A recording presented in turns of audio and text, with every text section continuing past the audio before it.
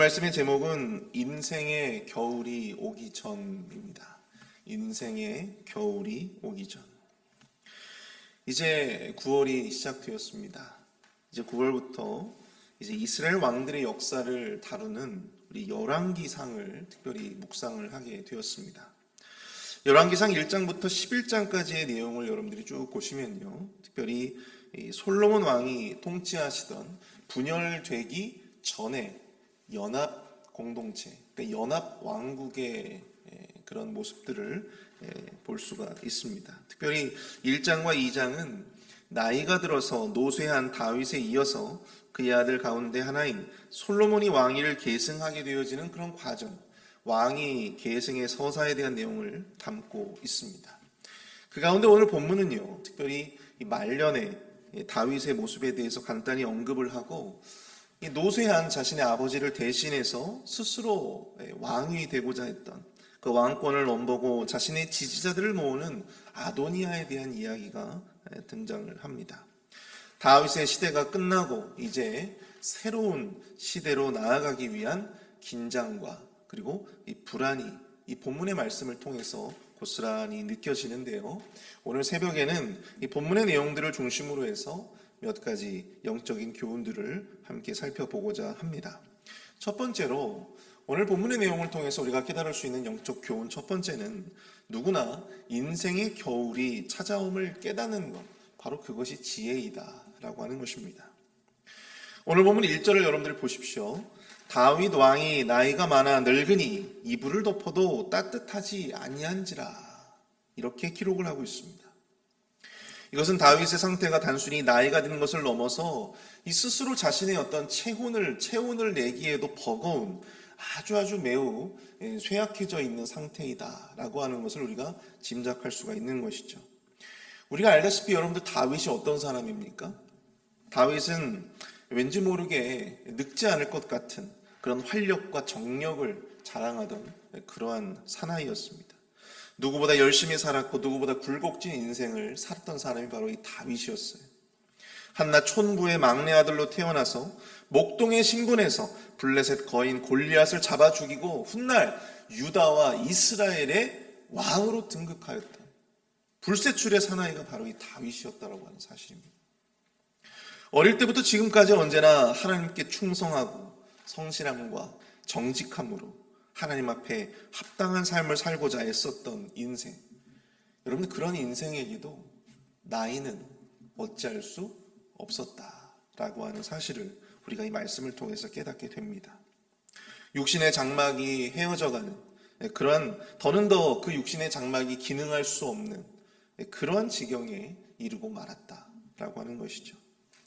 스스로 자신의 체온을 유지하지 못할 정도로 쇠약해진 다윗의 이런 모습은요, 우리에게는 참 익숙하지 않은 모습입니다. 다윗의 그런 모습은 우리에게 굉장히 생경하게 느껴집니다. 우리에게 다윗은 앞서 말씀드린 대로 매우 정력적이고 활력적인 그런 모습이 우리에게는 훨씬 더 익숙하죠.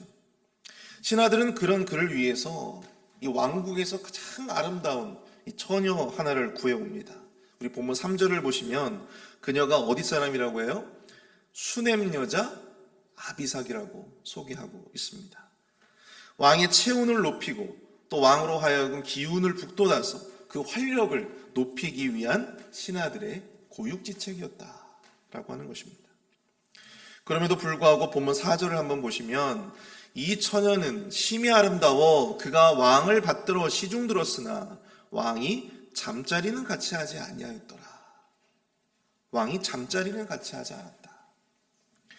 여러분, 이 왕의 떨어진 체온을 높이고 또 활력을 높이기 위해서 왕궁에서 가장 아름다운 이 처녀를 데리고 왔지만 정작 다윗의 상태는 지금 어떻습니까? 그렇게 아름다운 여인을 두고도 함께 동침할 수 없었던, 잠자리조차 함께 할 수 없었던 그 정도로 굉장히 몸이 쇠약해져 있었던 그러한 상태이다라고 하는 것을 강조하는 표현이 바로 이 표현인 것이죠. 특히 여러분들 재미있는 것은요, 이 아비삭이라고 하는 이 이름이 있지 않습니까? 이 아비삭이라고 하는 이름 안에는 어떤 의미가 담겨져 있냐면 실수라고 하는 이름이 담겨져 있어요. 실수하다. 쇠약해진 다윗을 위해서 신하들이 지금 아비삭을 데리고 왔잖아요. 그런데 아비삭을 데리고 왔지만 정작 이 다윗의 육신은 더는 기능할 수 없는 그러한 상태가 되고 말았다라고 하는 것이죠. 그리고 더 나아가서 여러분들, 이 다윗의 아들이었던 이 아도니아가 아버지의 여인이었던 이 아비삭을 워낙 이 왕궁에서 가장 아름다운 여인이었기 때문에 그 여인을 달라고 솔로몬에게 요구합니다. 그래서 결국 그 아비삭 때문에 어떻게 돼요? 아도니아가 죽임을 당하게 되었다라고 하는 사실이죠. 아비삭을 국내에 들인 것이 이 신하들의 명백한 실패요, 또 실수임을 나타내주는, 암시하는 그런 이름이라고 우리가 볼 수 있는 것입니다. 그런데 이스라엘의 열왕의 역사를 담고 있는 이 열왕기서를 이 쇠약해진 다윗의 모습으로 시작하는 이유가 과연 무엇일까요? 이왕이면 이 열왕기서라고 하는 이 대단한 책의 시작인데 어쩌면 이 다윗의 전성기의 모습, 다윗이 어떤 전쟁에서 승리한 그 위대한 모습을 먼저 보여주면 어땠을까라고 하는 생각들을 해보게 되지 않습니까? 그런데 그렇게 하지 않은 분명한 이유가 있을 것입니다.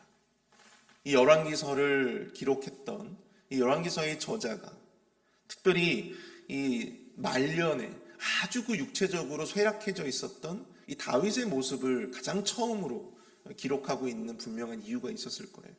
그것이 과연 무엇일까? 바로 이스라엘을 진정으로 지키고 통치하는 진정한 왕이 바로 이 육신의 연약함과 한계를 안고 있는 인간이 아니라 바로 여호와 하나님이다라고 하는 사실을 만방에 공포하기 위해서입니다. 한때는 화려한 인생을 살던 영웅이라 할지라도 나이가 들면 인생의 겨울이 찾아오면 그 기력이 쇠약해져 자신의 몸 하나조차도 책임질 수 없고 건사할 수 없는 그런 것이 바로 우리 인간들 아니겠습니까? 그러므로 이스라엘을 진정으로 통치하고 다스리는 분은 그런 연약한 인간이 아니라 그 왕들을 세우시고 또 그 왕들을 통해서 역사하시고 일하시는 바로 여호와 하나님이다라고 하는 것을 바로 이 열왕기서를 통해서 보여주고자 했다라고 하는 사실인 것이죠. 사랑하는 성도 여러분, 우리 모든 인생 가운데는요, 인생의 겨울이 찾아오기 마련입니다. 언제까지나 꽃피는 봄으로 살아갈 수는 없는 것이죠. 불세출의 영웅이요, 또 목동에서 왕의 자리에 올랐던 그러한 다윗이라 할지라도 늙고 쇠약해져 자기 몸 하나 책임지지 못하는 그러한 인생이 바로 우리의 인생입니다. 여러분, 모세는 시편 90편 10절에서 이렇게 고백을 하고 있습니다.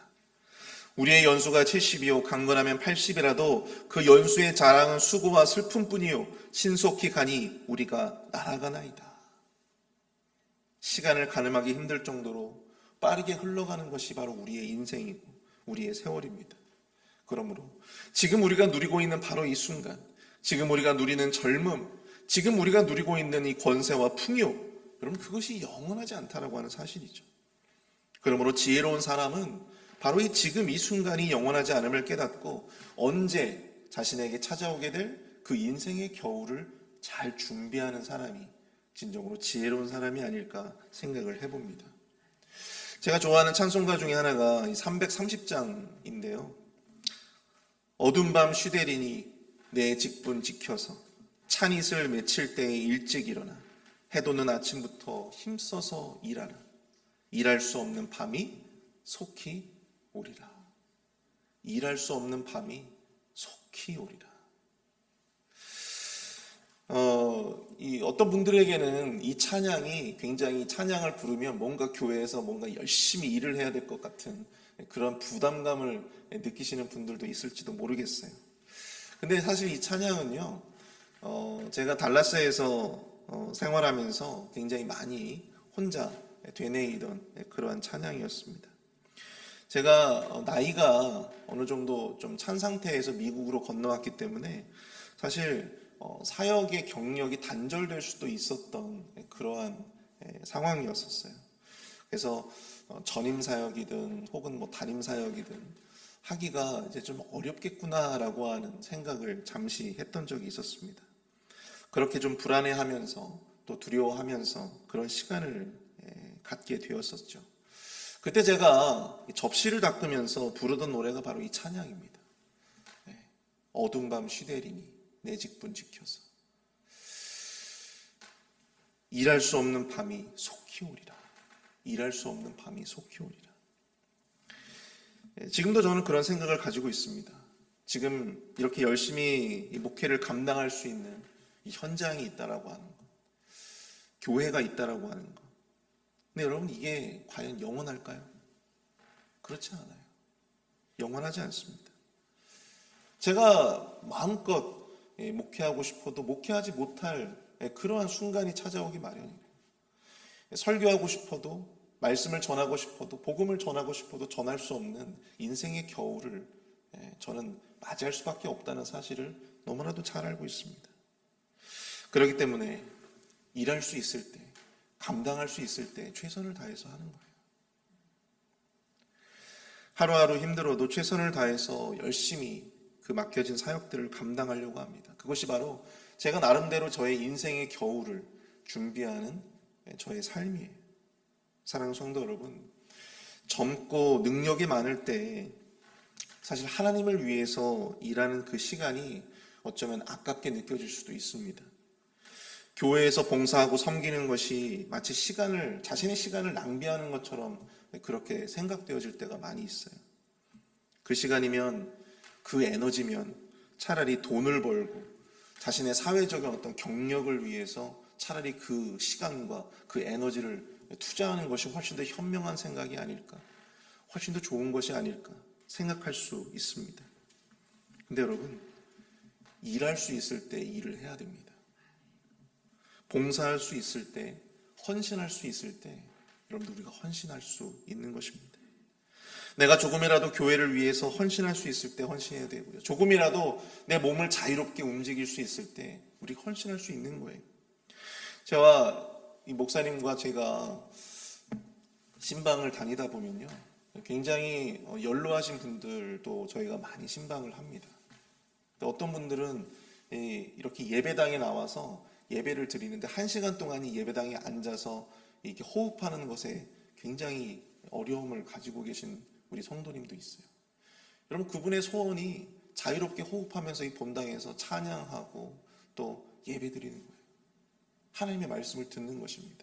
우리에겐 너무나도 이렇게 당연하게 매일같이 나와서 찬양하고 기도하고 말씀을 듣지만 그분에게는요, 어쩌다 한번 정말 큰일이 날 것을 갖다가 예상을 하고 정말 막 큰 마음을 먹고 나와야 하는 것이 바로 그 예배예요. 그분에게 있어서. 그걸 보면서 우리가 매일같이 드리는 예배지만 저분의 예배와 우리의 예배는 너무나도 다르구나라고 하는 생각을 해보게 되었습니다. 인생의 겨울이 찾아오면 예배하고 싶어도 예배할 수 없어요. 하나님의 말씀을 직접 이렇게 본당에 나와서 예배 드리고 말씀을 듣고 싶어도 여러분 그럴 수가 없습니다. 여러분, 그때가 이제 곧 온다니까요. 어떻게 해야 되겠습니까? 그때를, 그 인생의 겨울을 지혜롭게 준비하는 것이 우리에게 필요하다고 하는 사실이죠. 사랑하는 성도 여러분, 언제 찾아올지 모르는 인생의 겨울을 지혜롭게 준비하시는 저와 여러분 될 수 있기를 축복합니다. 여러분, 그 준비는요, 다른 것이 없어요. 지금 내가 일할 수 있을 때, 지금 내가 감당할 수 있을 때 주님을 위해서 그 일을 감당하는 것입니다. 그게 가장 지혜로운, 그 인생의 겨울을 준비하고 대비하는 지혜로운 우리 하나님의 백성들의 삶이 될 줄로 믿습니다.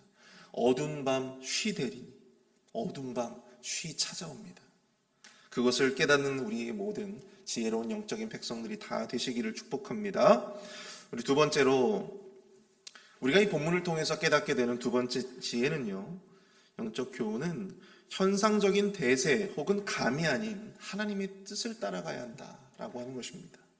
현상적인 대세 혹은 감이 아니라 하나님의 뜻을 따라가야 한다. 여러분, 다윗의 몸 상태가 하루하루 다르게 쇠약해져 갔지만 명백한 후사를 분명하게 정하지 않고 있었어요. 그러자 그 시점에서 다윗의 여러 아들들 가운데 가장 연장자였던 아도니아, 사실 이 아도니아에게도요, 형이 3명이나 있었습니다. 그런데 그 형들이 다 여러 가지 사건, 사고들로 인해서 죽게 되었다라고 하는 것이죠. 이 아도니아가 이제는 가장 연장자가 된 것입니다. 그래서 자신이 그 아버지에 이어서 왕위를 이어받는 것을 기정사실로 자기 스스로 받아들였던 것 같습니다. 그래서 그는 왕국의 차기 통치자로서 여러 가지 준비들을 차근차근 진행을 해 나가기 시작합니다. 가장 먼저 자신의 지지자들을 결집시키고요. 우리 본문 5절을 보시면요.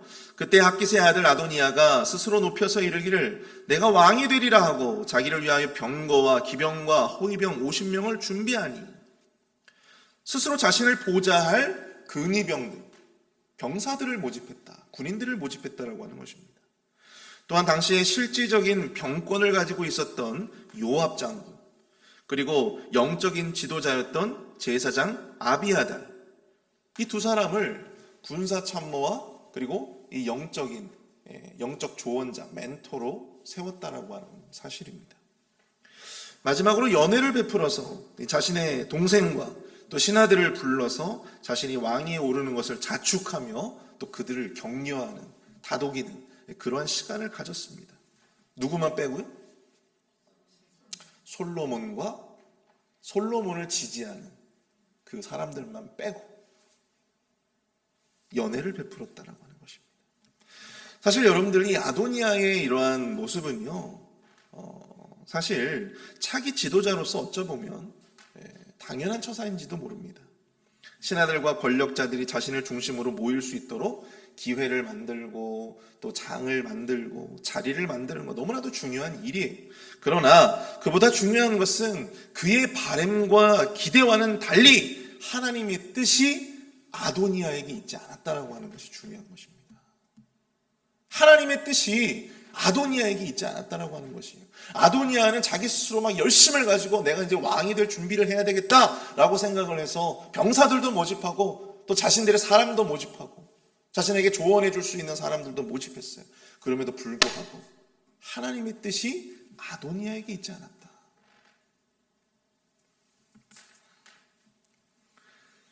우리가 너무나도 잘 알다시피 다윗의 후계자는 누구였습니까? 솔로몬이었어요. 하나님은 솔로몬을 마음에 두시고 그를 다윗에 이은 이스라엘의 통치자로 세우고자 하셨습니다. 솔로몬은 다윗이 성적 범죄를 통해서 밧세바를 통해서 얻은 아들이 누구예요? 바로 이 솔로몬이 되었다라고 하는 것이죠. 그러나 아도니아는 오늘 본문에 보시면 용모가 심히 준수하고 아버지로부터 책망 한 번 듣지 않을 정도로 이 다윗의 사랑을 한 몸에 받았던 바로 그러한 사람이 바로 이 아도니아였다라고 하는 것입니다. 그러니까 자기 스스로도 굉장히 착각에 빠질 수밖에 없었던 거예요. 아버지가 자기에게는 한 번도 책망하는 말씀을 하신 적도 없고 자기가 왕자들 가운데 가장 연장자이기 때문에 아니 내가 아니면 누가 왕이 되겠나 그렇게 생각을 했다라고 하는 것이죠. 그런데 중요한 것은 현상적인 기준으로 놓고 보면 여러분 바람을 피워가지고 낳은 아들이 더 앞서겠습니까? 아니면 아도니아가 훨씬 더 앞서겠습니까? 현상적인 기준으로 본다면 여러분 아도니아가 사실 왕이 되어야 맞는 것이죠. 그런데 하나님의 뜻은 아도니아에게 있지 않았다라고 하는 거예요. 여러 가지 결함이 있었지만 하나님은 솔로몬을 택하셨습니다. 사랑하는 성도 여러분, 아도니아는 차기 대권에 대한 하나님의 뜻은 안중에도 없었습니다. 오로지 왕자들 가운데 자신이 가장 연장자이고 대세가 자신에게 있다고 생각을 했었어요. 그리고 너무나도 경솔하게 마치 자신의 즉위를 축하하는 것처럼 근위병을 세우고 연회를 베풀었습니다. 아도니아가 이 본문의 말씀을 보면 아주 사람이 못돼 먹은 아주 완악한 이런 사람은 사실 아닌 것 같아요.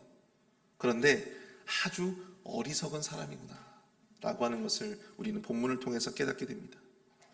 여러분 나중에 보시면 아시겠지만 아버지의 유언에 따라서 다윗의 유언에 따라서 그의 후계자가 아도니아가 아니라 이 솔로몬이 되는 것을 그는 뒤늦게 듣게 됩니다. 여러분 그 마음이 여러분 얼마나 그 억장이 무너져 내렸을까요? 아도니아의 행동을 보면 마땅히 솔로몬에 의해서 즉시 제거되어야 하겠지만 솔로몬은 여러분들 아도니아를 살려둡니다. 그러면 여러분들 어떻게 해야 돼요? 조용히 복지부동하면서 조용히 그렇게 자신의 좀 삶을 돌아보면서 그렇게 은거해야 되지 않겠습니까? 칩거해야 되잖아요. 그런데 이 자신의 아버지의 여인이었던 이 아비삭을 달라고 솔로몬에게 이야기했다가 결국 죽임을 당하게 되었다라고 하는 사실이죠. 이 얼마나 어리석은 사람입니까? 하나님의 뜻이 무엇인지도 알지 못하고 또 그것을 알려고 노력조차 하지 않았어요. 그 결과 그의 인생은 이렇게 불행하게 끝날 수밖에 없었다라고 하는 사실입니다. 여러분, 그의 인생이 우리의 어떤 타산지석의 본이 될 수 있기를 바랍니다. 사랑하는 성도 여러분, 대세가 아니라 여러분 감이 아니고요, 하나님의 뜻을 쫓는 우리 모두가 될 수 있기를 축복합니다. 교회의 사역이든 혹은 우리의 인생의 일이든 사람의 관계이든 당장 우리의 눈앞의 이익을 쫓지 말고 현상의 어떤 대세를 따라가는 것이 아니라 말씀과 기도를 통해서 언제나 하나님의 뜻을 질문하고 묻는 그러한 인생이 되시기를 축복합니다. 그것이 여러분들 복된 인생이고요, 그것이 우리의 인생을 낭비하지 않는 길이고 바로 그것이 우리 인생의 겨울을 준비하는 가장 지혜로운 삶임을 여러분들 꼭 기억하실 수 있기를 축복합니다. 하나님의 뜻 안에 제대로 된 방향을 잡고 나아가는 것, 하나님의 뜻을 무엇인지를 알고 제대로 통찰하는 것이 이 방향이 틀린 열심과 노력보다 훨씬 더 중요하다. 그것을 우리가 이 말씀을 통해서 깨닫고 온전히 하나님의 뜻을 우선하여 살아가실 수 있는 저와 여러분 될 수 있기를 축복합니다. 우리 말씀을 놓고 함께 우리 마음을 모아서 함께 기도하기를 원합니다. 누구나 여러분들이 인생의 겨울이 오기 마련임을 우리가 하나님 앞에 깨닫기를 원합니다. 지금의 젊음이 또 지금의 시간이 영원하지 않음을 깨닫고 어두운 밤 쉬 오기 전에 주님을 찾고 주님을 예배하고 또 주님을 위해서 일할 수 있는 영적 지혜자가 되게 하여 주옵소서. 또 현상적인 대세나 자신의 감을 의지하는 삶이 되지 않게 하여 주시고 언제나 하나님의 뜻을 우선하는 인생이 되게 하옵소서. 우리의 인생을 낭비하지 않게 하여 주옵소서. 우리 함께 합심해서 함께 기도하도록 하겠습니다.